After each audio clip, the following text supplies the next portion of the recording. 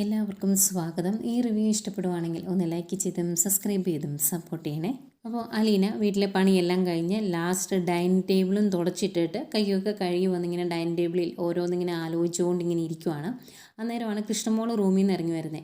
എന്നിട്ട് വന്നിട്ട് ചോദിക്കും, ചേച്ചി എന്താ ഇവിടെ ഇരിക്കുന്നത്, കിടക്കണ്ടേ, ഉറങ്ങുന്നൊന്നും ഇല്ലേ എന്നൊക്കെ ചോദിക്കുമ്പോൾ ഞാൻ എന്തൊക്കെയോ ഇങ്ങനെ ആലോചിച്ചിരിക്കുമായിരുന്നു എന്ന് പറയും. നേരം കൃഷ്ണമോൾ ഇങ്ങനെ മുഖത്തെ ഇട്ട് നോക്കിയിട്ട് എന്താ ചേച്ചിക്ക് എന്തെങ്കിലും സങ്കടമുണ്ടോ, മുഖത്ത് നോക്കുമ്പോൾ അങ്ങനെ തോന്നുന്നു എന്ന് പറയുമ്പം അലീന പറയുന്നുണ്ട്, ഒരുപാട് സങ്കടങ്ങളുണ്ട്, അതുപോലെ സന്തോഷമുണ്ട്. പകലും രാത്രിയും പോലെയാണ് രണ്ടും. രാത്രിയായി കഴിഞ്ഞാൽ എങ്ങനെയാണെങ്കിലും പകൽ വരുമല്ലോ, അതുപോലെ തന്നെ സങ്കടം വന്നു കഴിഞ്ഞാൽ കുറച്ച് കഴിയുമ്പോൾ സന്തോഷം വരും. അങ്ങനെ പോവുകയാണ്. ഓർക്കുമ്പോൾ എനിക്ക് സഹിക്കാൻ പറ്റുന്നില്ല ചില കാര്യങ്ങൾ എന്നൊക്കെ പറയുമ്പോൾ എന്താ ചേച്ചിക്ക് എന്നെ വിഷമം എന്ന് ചോദിക്കും. അന്നേരം അലീന പറയുന്നുണ്ട്, മോള് പറഞ്ഞില്ലേ മാഡം ഹോസ്പിറ്റലിൽ നിന്ന് ഡിസ്ചാർജായി ഇങ്ങോട്ടല്ല വരുന്നത്, വേറെ വീട്ടിലേക്കാണ് പോകുന്നത് എന്ന്. അതോർത്തിട്ട് എനിക്ക് ആകെ വിഷമമാവുകയാണ്. അങ്ങനെ മാഡം ചെയ്തിട്ടുണ്ടെങ്കിൽ പിന്നെ ഞാൻ ഇവിടെ ഒരുപാട് കാലം കാണുകയില്ല എന്ന് പറയുമ്പോൾ കൃഷ്ണമോൾക്ക് ആകെ വിഷമമാവും. കൃഷ്ണമോൾ ചോദിക്കും, അതെന്താ ചേച്ചി അങ്ങനെ പറഞ്ഞു, ഞങ്ങളെല്ലാം ഉപേക്ഷിച്ച് ചേച്ചി പോകുമോ അത് കഴിഞ്ഞാൽ എന്ന് ചോദിക്കുക. അന്നേരം അലീന പറയുന്നുണ്ട്, എനിക്ക് ഇവിടുന്ന് പോകണം, അല്ലാതെ പിന്നെയും ഇവിടെ നിന്നിട്ടുണ്ടെങ്കിൽ ഞാൻ വന്നതിൻ്റെ അർത്ഥം മാറിപ്പോകും എന്ന് പറയുമ്പം ഇവിടുന്ന് പോയ ചേച്ചി എവിടേക്കാണ് പോകുന്നത്, പിന്നെ ചേച്ചി എങ്ങനെ ജീവിക്കണേ എന്നൊക്കെ ചോദിക്കുമ്പം അലീന പറയുന്നുണ്ട്, ഇതുപോലുള്ള എന്തെങ്കിലും ജോലി എനിക്ക് കിട്ടും, അതുകൊണ്ട് ഞാൻ ജീവിച്ചോളാം എന്ന് പറയുമ്പം കൃഷ്ണമോള് പറയുന്നുണ്ട്, അതിൻ്റെ ഒന്നും ആവശ്യമില്ല, ചേച്ചി ഇവിടുന്ന് പോകണ്ട എന്ന്. അന്നേരം അലീന പറയുവാണ്, ഞാൻ ഇങ്ങോട്ട് വന്നതിന് ശേഷമല്ലേ ഈ കുടുംബം ഈ രീതിയിലായത്, അതിനു മുമ്പ് നല്ല സന്തോഷമുള്ള കുടുംബം അല്ലായിരുന്നോ എന്നിങ്ങനെ ചോദിക്കുമ്പം കൃഷ്ണമോള് പറയുക, അതെ അത് നേരെ, അതിനു മുമ്പ് സന്തോഷമുള്ള കുടുംബമൊക്കെ ആയിരുന്നു, ഞങ്ങളുടെ വിചാരം ഞങ്ങളുടെ കുടുംബമാണ് ഏറ്റവും സന്തോഷമുള്ളത് എന്ന് തന്നെയായിരുന്നു എന്ന് പറയുമ്പം അലീന പറയുന്നുണ്ട്, അത് തന്നെയല്ലേ മേഡവും പറയുന്നത്, ഞാൻ ഈ കുടുംബത്തിലേക്ക് കാലെടുത്ത് വെച്ചതിന് ശേഷമാണ് ഈ കുടുംബം തകർന്നത് എന്ന്. അതൊക്കെ ഓർക്കുമ്പം എനിക്ക് ആകെ വിഷമമാവുന്നുണ്ട്. എവിടുന്നോ ഒരു കുറ്റബോധം കയറി വരുവാണ്. ഞാൻ തെറ്റൊന്നും ചെയ്തിട്ടില്ല എന്ന് എനിക്കറിയാം, എങ്കിലും എനിക്ക് ആകെ വിഷമമാകും അതൊക്കെ ഓർക്കുമ്പോൾ എന്ന് പറയുമ്പം കൃഷ്ണമോള് പറയുന്നുണ്ട്, ഇവിടെ തെറ്റ് ചെയ്ത് അമ്മയാണ് ഈ കുടുംബം നശിപ്പിച്ചത്. അമ്മ ചേച്ചി ഒരു വേലക്കാരിയായി മാത്രം കണ്ടാൽ മതിയായിരുന്നു. ചേച്ചിയുടെ ജന്മരഹസ്യമോ കാര്യങ്ങളോ ഒന്നും ആരും അറിയില്ലായിരുന്നു. ചേച്ചി ആരാണെന്ന് ഞങ്ങളും അറിയില്ലായിരുന്നു, അച്ഛനും അറിയില്ലായിരുന്നു. അങ്ങനെ അങ്ങ് മുന്നോട്ട് പോയേനെ. പക്ഷേ അമ്മ ചേച്ചിയെ ശത്രുവായി കണ്ടു തുടങ്ങിയപ്പോൾ തൊട്ടാണ് എല്ലാം നശിക്കാൻ തുടങ്ങിയത് എന്ന് പറയും. എന്നിട്ട് പറയുന്നുണ്ട്, അങ്ങനെ പറയുമെങ്കിലും അതിനകത്ത് മറ്റൊരു ശരിയുണ്ട്. കാരണം അച്ഛൻ അമ്മയുടെ വീട്ടുകാരും അമ്മയും എല്ലാവരും കൂടി ചതിക്കുമായിരുന്നു എന്ന് എന്നെങ്കിലും ആ അച്ഛൻ അറിയണ്ടേ, അതല്ലേ നീതി, അതല്ലേ നടപ്പിലായത്.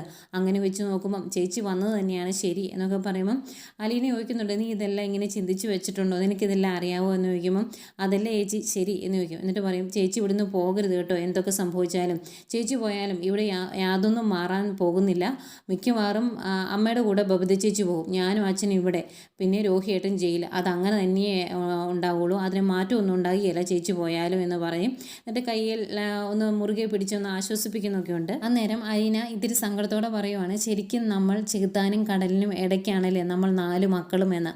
എന്നിട്ട് രണ്ടുപേരോട് ഇങ്ങനെ ഓരോന്നിങ്ങനെ ചിന്തിച്ച് അവിടെ തന്നെ ഇരിക്കുവാണ്. പിന്നെ കുറേ കാലങ്ങൾക്ക് ശേഷം മുത്തശ്ശിയെ കാണിക്കുന്നുണ്ട്. മുത്തശ്ശിയുടെ റൂമിലേക്ക് മനു കയറി ചെല്ലുന്നു. അന്നേരം മനു കയറി വാട മോനെ എന്ന് പറയും. വന്നിരുന്ന് കഴിയുമ്പോൾ മനു പറയുന്നുണ്ട്, ഈ വീട്ടിൽ ഇങ്ങനെ ഒരു ജീവിച്ചിരിപ്പുണ്ടെന്ന് ആർക്കും അറിയത്തില്ല. ഭക്ഷണവും വെള്ളവും തന്നിട്ടുണ്ടെങ്കിൽ എല്ലാം ആയി എന്നാണ് കമലയുടെ വിചാരം. പിന്നെ അവൾക്ക് എന്നെ കണ്ണെടുത്താൽ കണ്ടുകൂടാ. നിന്നെയാണെങ്കിൽ ഇപ്പം നേരത്തെ പോലെ ഇങ്ങോട്ട് കാണാറേ ഇല്ല. ശിവനെ ആണെങ്കിൽ ഇടയ്ക്ക് മിന്നായം പോലെ ഒന്ന് കാണും, അത്രയേ ഉള്ളൂ എന്നൊക്കെ ഇങ്ങനെ പറയുമ്പം മനു പറയുന്നുണ്ട്, ഇവിടുത്തെ കാര്യങ്ങളൊക്കെ മുത്തശ്ശിക്ക് അറിയാവുന്നതല്ലേ, ഓരോ കാര്യത്തിനായിട്ട് ഓരോരുത്തർ ഓടി നടക്കും എന്ന് പറയുമ്പം എടാ ഹരി ചെയ്തത് തെമ്മാടിത്തരം തന്നെയാണ്, എങ്കിലും അവനെ അങ്ങനെ ഉപേക്ഷിക്കാൻ പറ്റുമോ, അവനെ ഇങ്ങനെ രക്ഷിക്കണ്ടേ, നമ്മുടെ ചെറുക്കനല്ലേ അവൻ എന്നൊക്കെ ഇങ്ങനെ പറയുമ്പം മനു പറയുന്നുണ്ട്, അതങ്ങനെ അത്ര എളുപ്പമുള്ള കാര്യമൊന്നുമല്ല, അടിപിടി കേസൊന്നും അല്ലല്ലോ, പീഡനമല്ലേ, അതുകൊണ്ട് ഇത്തിരി റിസ്ക് ആണ് ഇറക്കിക്കൊണ്ട് വരുന്നത് എന്ന് പറയുമ്പം ശിവൻ വന്നിട്ട് ഇത്രയും കാലമായില്ലേ എന്നിട്ടും അവനും ഒന്നും ചെയ്യാൻ പറ്റിയില്ലേ എന്നൊക്കെ ചോദിക്കുമ്പം അത് അത്ര പെട്ടെന്ന് നടക്കില്ല മുത്തശ്ശി എന്ന് പറയും. അന്നേരം മുത്തശ്ശി പറയുന്നുണ്ട്, ശരിക്കും അവൻ ചെയ്ത തെമ്മാടിത്തരമാണ്, അവനെ ശരിക്കും തല്ലേണ്ട പണിയാണ് അവൻ കാണിച്ചത്, എങ്കിലും ഇത്രയും നാൾ ജയിലിൽ കിടന്ന് കഷ്ടപ്പെട്ടല്ലോ എന്ന് ഓർക്കുമ്പോൾ രക്ഷപ്പെടണേ എന്നാണ് പ്രാർത്ഥന എന്ന് പറയും. അന്നത്തേക്കും മനുവിനെ ശിവൻ വിളിക്കൂ കേട്ടോ. അന്നേരം മുത്തശ്ശി പറയും, മോനെ നീ പൊയ്ക്കോ, പക്ഷേ നാളെ നീ കോടതി പോയിട്ട് വന്നതിന് ശേഷം എല്ലാ കാര്യങ്ങളും എന്നോട് വന്ന് പറയണം കേട്ടോ, വേറെ ആരും ഇങ്ങോട്ട് വന്ന് പറയാനില്ല, വേറെ ആർക്കും നിൻ്റെ അത്രയും മനുഷ്യപ്പറ്റും ഇല്ല എന്ന് പറയുമ്പോൾ വരാം മുത്തശ്ശി എല്ലാം പറയാം എന്ന് പറയുന്നു. പിന്നെ കാണിക്കുന്നത് നേരം വെളുത്തു, രാവിലെ കോടതിയിലേക്ക് പോകാൻ വേണ്ടി റെഡിയായി ഇറങ്ങുവാണ്. 8 മണി കഴിഞ്ഞേ ഉള്ളൂ. റെഡി റെഡിയായി ഇറങ്ങുന്നു ശിവൻ. അന്നേരം ധൃതി വയ്ക്കുക. അന്നേരം മനു ചോദിക്കും, അച്ഛനെന്തിനാ ധൃതി വയ്ക്കുന്നത്? 10 മണിക്കാണ് ഐഡൻറ്റിഫിക്കേഷൻ പരേഡ്. അതിൻ്റെ റിപ്പോർട്ട് ചെന്നതിന് ശേഷം മാത്രമേ ജാമ്യത്തെക്കുറിച്ച് കോടതി ചിന്തിക്കുകയുള്ളൂ. അതുകൊണ്ട് നമുക്കിത്തിരി പയ്യെ പോയാൽ പോരെ എന്ന് ചോദിക്കും. അന്നേരം ശിവൻ പറയുവാണ്, എടാ നമുക്ക് നേരത്തെ ഇറങ്ങണം, എന്നിട്ട് ആ വക്കീലന്മാരെ ഒന്ന് പോയി കാണണം. ആർത്തി പണ്ടാരങ്ങളാണ്, അവർക്ക് കൊടുക്കാനുള്ളത് വായിലോട്ട് വെച്ച് കൊടുത്തില്ല എങ്കിൽ നമ്മളിട്ട് വലിപ്പിക്കുമെന്ന് പറയുവാണ്.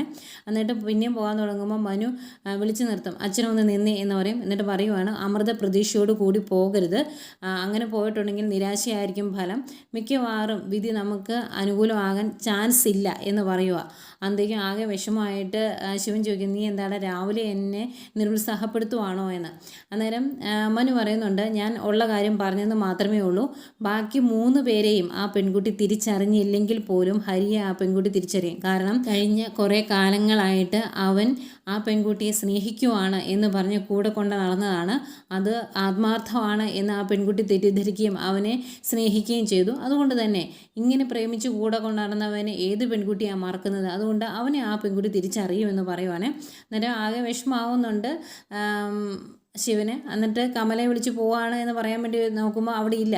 ഇത് എവിടെ പോയി കിടക്കുവാണ് എന്ന് ശിവൻ ചോദിക്കുമ്പോഴേക്കും പുറത്തുനിന്ന് കയറി വരുവേ. അന്നേരം ഇതെവിടെ പോയതായിരുന്നു എന്ന് ചോദിക്കുമ്പം, ഞാൻ ഹരിക്ക് ജാമ്യം കിട്ടാൻ വേണ്ടി ദേവിയോട് പ്രാർത്ഥിക്കാൻ വേണ്ടി പോയതാണ്, ഒരു വഴിപാടും കഴിച്ചു എന്ന് പറയുമ്പം മനു ചോദിക്കും, അമ്മ എന്തിനാ ഇങ്ങനെ എടുത്താൽ പൊങ്ങാത്ത കാര്യങ്ങളൊക്കെ ദൈവങ്ങളുടെ തലയിൽ വെച്ച് കൊടുക്കുന്നത്? ഈ കാര്യം തീരുമാനിക്കേണ്ടത് ജഡ്ജിയാണ് എന്ന് പറയുമ്പം, നീ ദേവിയെ നിന്ദിച്ചാലുണ്ടല്ലോ നിനക്കും കിട്ടുമെന്ന് പറയും. അന്നേരം മനു പറയുന്നുണ്ട്, ഞാൻ നിന്ദിച്ചതൊന്നുമല്ല, ഉള്ള കാര്യം പറഞ്ഞതാണ്. ആദ്യം ഐഡൻറ്റിഫിക്കേഷൻ പരേഡിൽ അവനെ ആ പെൺകുട്ടി തിരിച്ചറിയാതിരിക്കണം, എങ്കിൽ മാത്രമേ ഈ പ്രാർത്ഥന കൊണ്ടൊക്കെ കാര്യമുള്ളൂ എന്ന് പറയുമ്പോൾ അതെന്താണ് എന്ന് ചോദിക്കും. അന്നേരം മനു പറയുന്നുണ്ട്, പീഡിപ്പിച്ച 4 ആൾക്കാരുടെ കൂടെ വേറെ കുറച്ച് പേരെയും കൂടെ കോടതി റൂമിൽ കൊണ്ട് നിർത്തും. എന്നിട്ട് ആ പെൺകുട്ടിയെ പീഡിപ്പിച്ചവരെ അവൾ തിരിച്ചറിയണം. അതിനുശേഷമേ ജാമ്യത്തെക്കുറിച്ച് കാര്യങ്ങളൊക്കെ ജഡ്ജി ചർച്ച ചെയ്യുള്ളൂ, വാദം കേൾക്കുള്ളൂ എന്നൊക്കെ പറയുന്നുണ്ട്. അന്നേരം പെട്ടെന്ന് കമല പറയുവാണ്, അങ്ങനെയാണെങ്കിൽ ഹരിയുടെ കൂടെ രോഹിത്തിനെ ആ പെൺകുട്ടി തിരിച്ചറിയും. അങ്ങനെ സംഭവിച്ചിട്ടുണ്ടെങ്കിൽ പിന്നെ ബാലിനി ഓടി നടന്നുകൊണ്ടൊന്നും ഒരു കാര്യവുമില്ല, അവനും ജാമ്യം കിട്ടിയല്ല എന്ന്.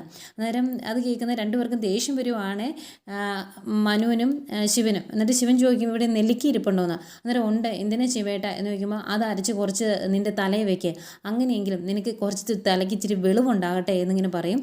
എന്നിട്ട് ദേഷ്യം വരുമ്പം മനുവും പറയുന്നുണ്ട്, അമ്മ ഒരു കാര്യം ചെയ്യാവോ, ഈ മനസ്സിൽ ഈ കുശുമ്പും കുഞ്ഞാമിയൊക്കെ കളഞ്ഞിട്ട് നല്ല രീതിയിൽ മനസ്സ് തുറന്ന് ദൈവത്തോടൊന്ന് പ്രാർത്ഥിക്കാവോ, അങ്ങനെയെങ്കിലും അവന് ജാമ്യം കിട്ടുവാണെങ്കിൽ കിട്ടട്ടെ എന്ന് പറഞ്ഞിട്ട് 2 പേരുടെ അങ്ങ് പോവുകയാണ്. അവർക്ക് ഇഷ്ടപ്പെട്ടില്ല കമലയുടെ ആ സംസാര രീതി.